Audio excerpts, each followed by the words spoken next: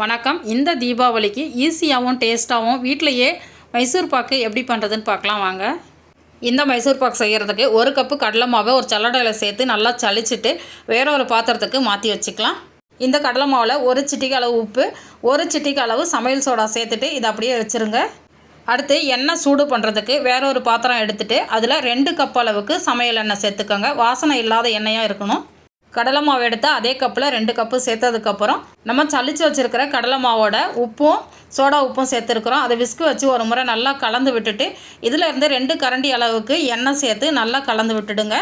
எண்ணெய் சேர்த்துட்டு கட்டிகள் எதுவுமே இல்லாமல் ஒரு விஸ்கு வச்சு இந்த அளவுக்கு நல்லா கலந்து வச்சதுக்கப்புறம் இந்த மாதிரி கலந்து வச்சிட்டிங்கன்னா மைசூர் பாக் செய்யும்போது கலந்து விடுறது நமக்கு ஈஸியாக இருக்கும். நல்லா வாசனைக்காகவும் டேஸ்ட்டுக்காகவும் 2 டேபிள் ஸ்பூன் அளவுக்கு நெய் சேர்த்து மறுபடியும் ஒரு முறை கலந்து வச்சிடலாம். இந்த இடத்துல நெய் சேர்க்குறதும் சேர்க்காததும் உங்கள் விருப்பம் தான்.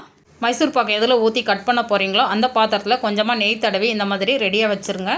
அடுப்பில் எண்ணெய் ஓரளவுக்கு நல்லா சூடாயிடுச்சு. இதை அடுத்த பக்கத்துக்கு மாற்றி வச்சுட்டு அடுப்பில் அடிகனமாக இருக்கிற ஒரு பாத்திரம் வச்சுட்டு எந்த கப்பில் கடலை மாவு எடுத்தீங்களோ அதே கப்பில் 2 கப் அளவுக்கு சர்க்கரை சேர்த்துட்டு 1/2 கப் அளவுக்கு தண்ணி சேர்த்துடலாம். நீங்கள் எடுக்கிற பாத்திரம் கொஞ்சம் குழியாகவும் அகலமாகவும் இருக்கிற மாதிரி பார்த்துக்கோங்க.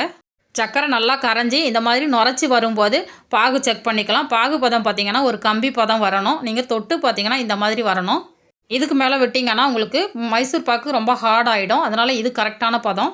இப்போ நம்ம கலந்து வச்சுருக்கிற கடலை மாவை சேர்த்துட்டு கைவிடாமல் கலந்துக்கிட்டே இருக்கணும்.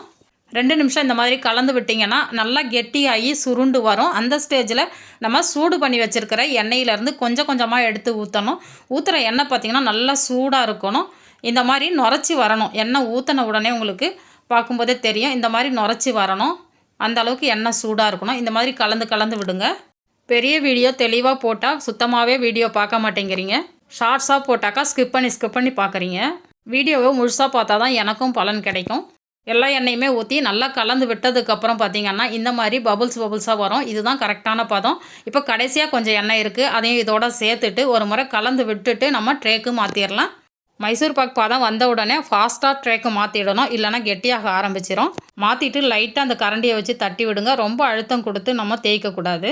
10 நிமிஷம் ஆறுனதுக்கப்புறம் எந்த ஷேப் வேணுமோ அந்த ஷேப்புக்கு நம்ம பீஸ் போட்டு கட் பண்ணி விட்டுட்டோம்னா ஆறுனதுக்கப்புறம் வெளியில் எடுத்துடலாம்.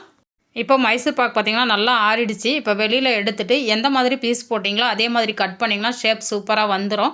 மைசூர் பாக்கு உங்களுக்கு பார்க்கும்போதே தெரியும் எந்த அளவுக்கு சூப்பராக வந்திருக்கு அப்படின்றது. டேஸ்ட்டும் ரொம்பவே அட்டகாசமாக இருந்தது.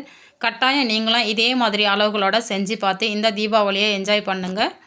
நான் சுவைக்கட்டும், ஆரோக்கியம் பெருகட்டும். நன்றி.